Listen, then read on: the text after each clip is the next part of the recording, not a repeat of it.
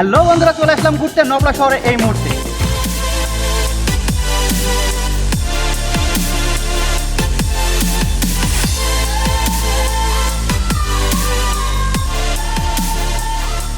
নওপাড়া শহরের মুখ ছেড়ে বয়ে চলেছে ভৈরব নদী, আর এই ভৈরব নদীর ভৈরব ব্রিজের উপরে আমি এখন দাঁড়িয়ে আছি। এই ভৈরব নদীর এক পাশ দিয়ে গড়ে উঠেছে কলকারখানা, আর এক পাশ দিয়ে গ্রাম। আর নদীর উপরে দাঁড়িয়ে আছে অনেকগুলো জাহাজ, কারণ এই জাহাজগুলো দিয়েই এখানে পণ্য আনা নেওয়া করা হয়। নোয়াপাড়া শহর যশোর জেলার অভয়নগর উপজেলাতে অবস্থিত, আর এই অভয়নগর উপজেলার কয়েকটি দর্শনীয় স্থান আজকে আমি আপনাদেরকে দেখে দিই। তো চলুন আর দেরি না করে লেটস গো অ্যারাউন্ড। নোয়াপাড়া বর্তমানে বাংলাদেশের অন্যতম শিল্প শহর। শিল্পনগরী হতে একটি শহরে যা যা থাকা দরকার তা সবই আছে এখানে। হাইওয়ে রোড, রেল স্টেশন, নৌপথ, আর এইগুলোকে কেন্দ্র করেই এখানে গড়ে উঠেছে কলকারখানা এবং ব্যবসা প্রতিষ্ঠান। এখানকার ব্যবসায়ীরা খুব সহজে ও কম খরচে পণ্য আনা নেওয়া করতে পারে, তাই ব্যবসায়ীদের জন্য এটি একটি আদর্শ স্থান বা বিজনেস হাবে পরিণত হয়েছে।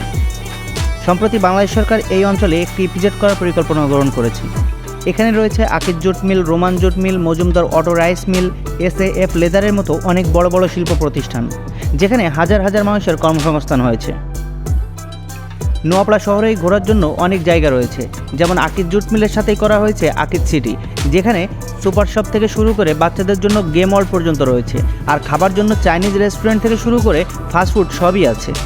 শহরের কোলাহল ছেড়ে গিয়ে বসতে পারেন নদীর পাড়ে আর গেয়ে উঠতে পারেন বিখ্যাত সেই গান, ওরে নীল দরিয়া আমায় দে রে দে ছাড়িয়া।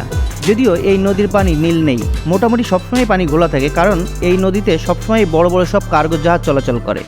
নদীর পাড়েই ঘাটগুলোতে জাহাজ থেকে পণ্য খালাসের কাজ চলছে সবসময়। এগুলো দেখতে আপনার ভালোই লাগবে। নোয়াপাড়ার এই ভৈরব ব্রিজের উপর দাঁড়িয়ে কিছুক্ষণ প্রকৃতির সৌন্দর্য উপভোগ করে নিতে পারেন। ব্রিজের উপর দাঁড়িয়েই আপনি দেখতে পাবেন নদী বয়ে চলেছে অনন্ত পথে, আর নদীর দুপাশে দুটি ভিন্ন জগৎ, কারণ নদীর এক পাশে গড়ে উঠেছে শহর কলকারখানা ও অন্য পাশে গ্রামাঞ্চল, আর নদীর উপর ভেসে আছে ছোট ছোট সব কার্গো জাহাজগুলো।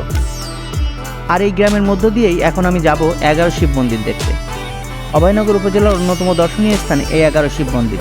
এই 11 শিব মন্দিরে যেতে চাইলে আপনি ভৈরব ব্রিজের উপর দিয়ে যেতে পারেন, অথবা নোয়াপাড়া শহর থেকে 1.5 কিলোমিটার দূরে রাজঘাট থেকে খেয়া পার হয়ে সহজে যেতে পারেন। 17 শতকের মাঝামাঝিতে রাজা নীলকণ্ঠ রায় এই মন্দিরগুলো স্থাপন করেন। অভয়নগর উপজেলার ভাগুটিয়া ইউনিয়নে ভৈরব নদীর তীরে এই স্থাপনাটি অবস্থিত। রাজা তার মেয়ে অভয়াকে বিয়ে দেন নড়াইলের জমিদারের ছেলে নীলাম্বর রায়ের সাথে। বিয়ের কিছুদিন পর নীলাম্বর রায় দুরারোগ্য ব্যাধিতে আক্রান্ত হয়ে মারা যান। অল্প বয়সে স্বামীহারা হয় অভয়া দেবী। সে সময় হিন্দু ধর্মে দ্বিতীয় বিবাহের কোনো নিয়ম না থাকায় অভয়া বাকি জীবন পূজা অর্চনা করে কাটাতে চায়। রাজা নীলকণ্ঠ রায় মেয়ের অনুরোধে 1745 সাল থেকে 1764 সালের মধ্যে 11টি শিব মন্দির স্থাপন করে দেন এবং মেয়ের নামে নগরীর নাম রাখেন অভয়নগর। একই স্থানে এত বেশি শিব মন্দির বাংলাদেশের আর কোথাও নেই। 11টি মন্দিরে ছিল 11টি কোষ্ঠী পাথরের শিবলিঙ্গ, যা চুরি হয়ে যায় পরবর্তীতে। মন্দিরের বাইরে দক্ষিণ দিকে আছে একটি প্রধান প্রবেশ পথ। প্রতিটি মন্দিরে প্রবেশের জন্য রয়েছে দরজা। দেয়ালেও দেখা যায় পোড়ামাটির ফলক ও অনিন্দ সুন্দর কারুকাজ।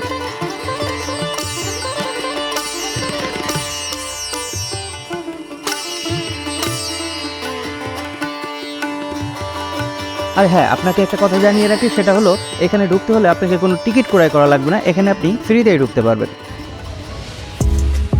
আরও কয়েকটি দর্শনীয় স্থান আজকে আপনাদেরকে দেখাতে চেয়েছিলাম, কিন্তু সন্ধ্যা হয়ে যাওয়ার কারণে বাকি জায়গাগুলোতে যেতে পারিনি, তাই আজকে আর দেখাতে পারলাম না। তবে বাকিগুলোও দেখিয়ে দিব নতুন কোনো এক ভিডিওতে। কেমন লাগলো আমার আজকের এই ভিডিওটি অবশ্যই লাইক কমেন্ট করে জানাবেন, আর চ্যানেলটিকে এখনও সাবস্ক্রাইব না করে থাকলে অবশ্যই সাবস্ক্রাইব করে দিবেন। আজকের মতো এখানেই বিদায়, সবাই ভালো থাকবেন, আল্লাহ হাফেজ।